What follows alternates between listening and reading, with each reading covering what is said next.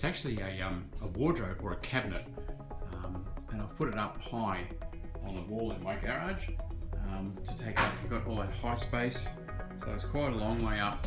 I'm going to put shelving underneath it, but this is to use the high space up in the garage. And I just want to show you how I've attached this box. I started off by attaching this. Well, the first thing was to get a stud finder and to find actually where the studs are, and then making sure that they're consistent. These are 60 apart, so I knew that it was consistent, that the stud finder was doing good. So the first thing, I just screwed this on here. So the studs are the wood that's behind the plaster or drywall.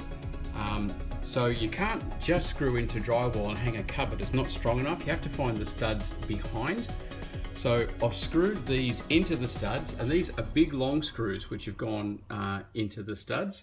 So the first thing was to mount this. It's just a board, and I mounted that first. Then this cupboard, now this guy here, I actually, I could only just lift that up there by myself, and there's no way I could hold it up there while I was attaching it and screwing it in. So I had a mate come over and give me a hand. But step one was attaching that board along the bottom, and here's the offcut of the board right there. So we screwed him on, and then we lifted the box up, and then because it's made of particle board or chipboard, it's not that strong. The reason I grabbed this was actually free off the side of the road, but it was really solid, like very heavy to pick up and solid in construction. But if you see on the back wall there, I've actually got another board which I have then screwed into place to hold it onto the walls. Now again, you'll notice that all of the framing, I'll get to these guys in a second, and all of the bracing, it's all in a line. Once you find that stud, then you have to keep everything in alignment so that you're screwing not just into drywall, but into the plaster. And in there, you see it's right over on the side. Those brown pieces of wood, what the function they're basically forming is just as a big washer. Because the screws, as a matter of fact, have a look there. The first one I put in, just as I drilled it in, boom, straight through, and wasn't going to hold. And I was looking at putting some washers on, but I knew I needed something a whole lot more substantial to give it some strength.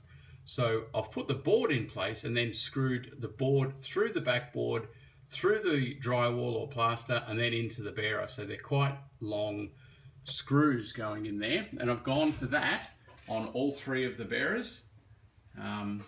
One there and one there, and I let them touch at the top so that they're supporting the very top shelf as well, so they're actually touching up there. And now in a lot of circumstances, this is very wide, this here, it's sticking out 60, I think it was 600 mil, 60 centimeters, so it's very wide, which is 2 feet, yeah, it's 24 inches, so 2 feet. So what I've also added, okay, let's go back. You can actually, if you just want to put a box off the wall, if it was only 1 foot and you're putting light things in it, then that would be enough. You could put that board here along the bottom, and you could then attach it. As long as that back wall, you know, you've got to make sure your back wall's not some thin piece of plywood or something. It's actually got to be substantial as well. You can then attach the backboard as well, and then you'll notice there's another one up in the corner. So what I've then done, I've screwed that in, and then around the side here, you'll see there's another screw up the top there. I've screwed the side, so this is the side of it, and that's a big thick board. I've screwed the side also onto that board, so the side is attached right at the top corner as well.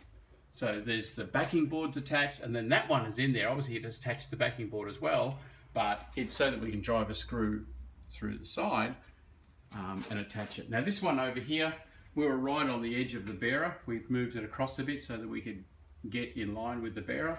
That's why the screws are right over on the side there, so that they end up in the bearer. And again, you'll see up the top there, there's a screw coming through the side, so this side panel is attached to that board as well.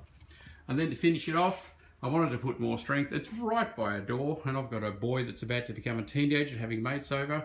Really didn't want someone to come past here and just, you know, hang off it and pull it down. So what I did, I added some struts on the bottom. I also want to put some substantial weight. I want to get rid of a whole lot of stuff up there. So I've added some struts on the bottom.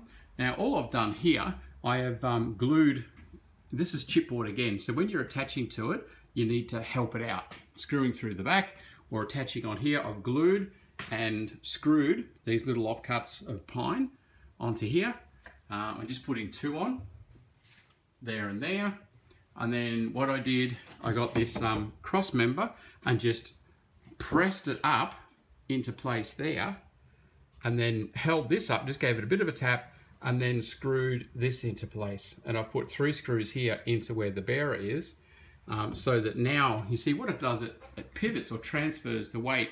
Any weight that's been put on here, it would have been cantilevering. It's plenty strong enough across the bottom, but it was still trying to cantilever, so I would have tried to pull those screws out from the back and tried to pull the backboard off if it tips forward.